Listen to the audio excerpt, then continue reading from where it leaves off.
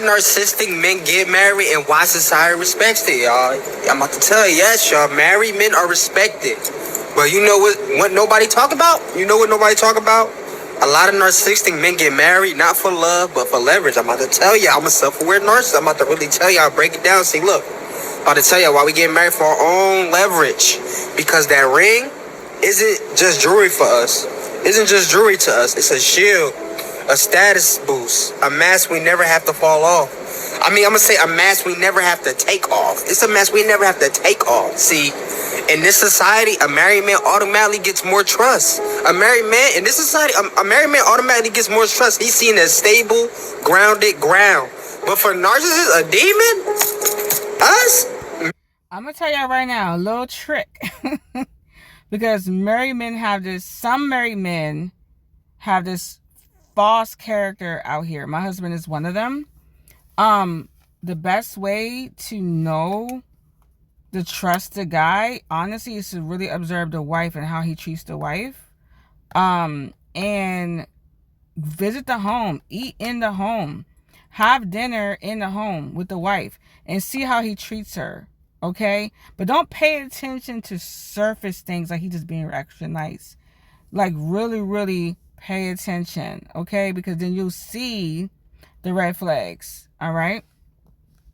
It's just the ultimate costume. We gonna break you down like a Christmas tree. It tells the world, look at me. I'm mature. I'm loyal.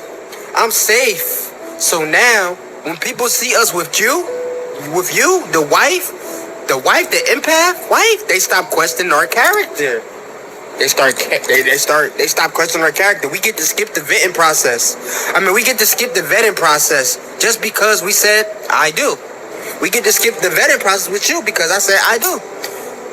But here's the truth. No one wants to hear, y'all. No one wants to hear. We don't get married to be known. We get married to be admired. I like feeling like fucking God. That's a huge difference, y'all. It's a big difference, y'all. It's a real huge difference. You know what I'm saying? We pick the woman who praises us publicly, defends us privately, and doesn't ask too many questions when our behavior shifts. I don't want you to ask too many behaviors. Like when my behavior shifted. Okay, y'all. I will say this. I will ask questions. Low battery, charge your phone. Don't judge me. My phone stay low. I will ask questions. I'm not the one to sit quiet. But once you start holding them accountable and asking questions and they don't have a direct answer, that's when you're pretty much, to me, you're done. You're about to get discarded. That's when the discarding starts. That's just my personal opinion. But I will challenge. I'm a challenger. Okay, so I'll ask all the questions if I see something looking suspicious. Anyway, I want you to ask too many questions, y'all. We don't choose the one who challenges us. We don't choose the one we're scared of losing. We choose the one we know will still stay no matter how much it hurts her, no matter how much I break your ass down like a Christmas tree. Because marriage for a narcissist isn't about building. It's about securing permanent access to supply. I want permanent access to supply. Think about it, y'all. Look. Think about it. Think about it. I'm about to tell you, look, marriage gives... He said permanent access to supply. I can resonate with that so much because being married to my husband for quite some time, our marriage honestly did not progress or evolve. That's just my personal opinion. I feel like we both change over the years, but we sometimes have to change together. You just evolve together. You're a team, so you move in sync together. So he was always moving disconnected. Always. And again, it didn't start off that way, y'all. He slowly removed the mask, so you didn't really catch it at first. And then he put it back on. They'll take it out and he'll put it back on. And then slowly comes off. And then he gets really comfortable. So that's how you get trauma bonded. I'm telling you. A live-in ego boost, okay? A reputation upgrade. And most importantly, a character witness, y'all. When we cheat, you cover it. Feel me? When we manipulate, you question yourself. When people ask how we treat you, you lie. Yeah. Some people ask me if my husband ever cheated, and honestly, I do feel like he did. I don't think he's doing anything right now per se, but I do feel like he has cheated at some point several times. Whether it's emotionally, whatever. I do feel like that is the case. And he didn't care of the outcome. But yeah, I mean, yeah. You lie to protect me. And we love that shit, man. We love it. We demons, y'all. We evil. I'm not telling y'all this to brag. I'm telling y'all for awareness, y'all. But look, now here's where it get dark. Here's where it get dark. We'll post you. We'll post you. Hold hands in public with you, baby girl. Hold hands. Show up to family events with you. Say all the right things in front of people. Say all the right things in front of people. In front of the homies, from the guys. But look, behind closed doors, we're cold. We're distant. We're disrespectful. And sometimes... Did you hear that? Behind closed doors, distant, disrespectful.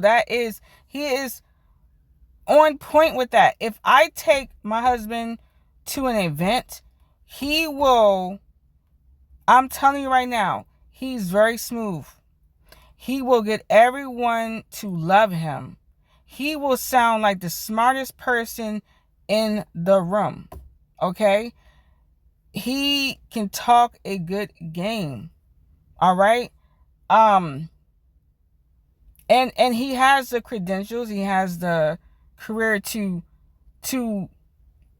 portray that person, okay? So when he come in and he talk about all those things, they're like, oh yeah, he knows what he's talking about.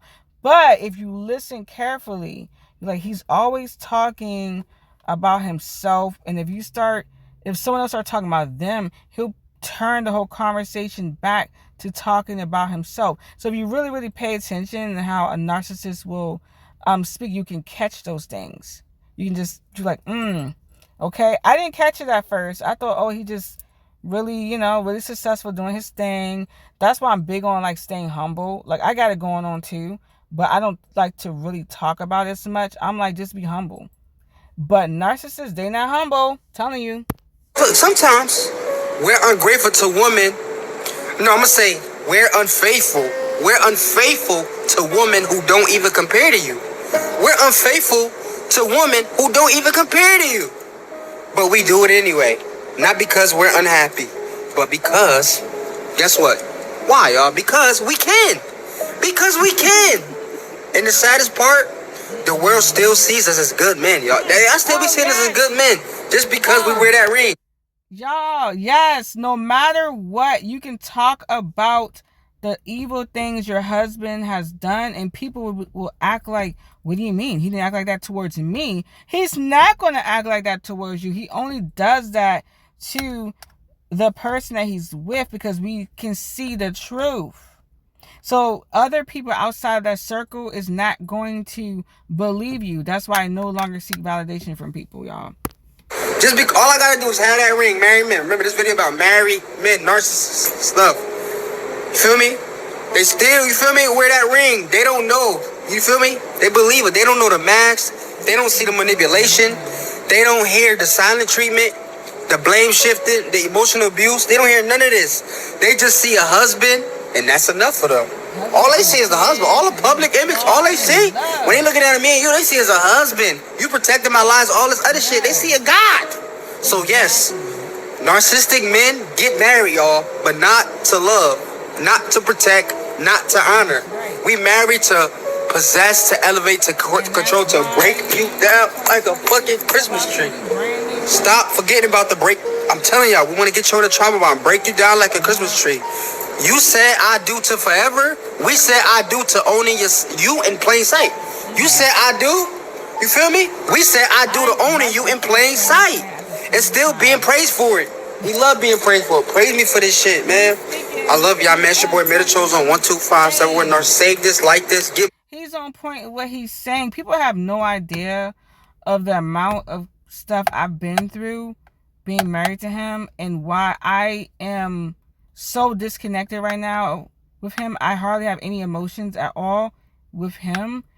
And how I feel like I'm entering that mindset of just joy and happiness and freedom, getting prepared for that freedom, not to really rush back in. I don't want to rush back in anything, y'all. I just want to continue my healing, because whomever or whatever I'm gonna be with, honestly, I don't want to move that bad energy over to the next person or whatever, to my kids or just people around me that's close to me. So based on what he said, this is mainly why I am looking forward to my divorce for the new year, in the beginning of the new year, because yeah, all of this, I can't.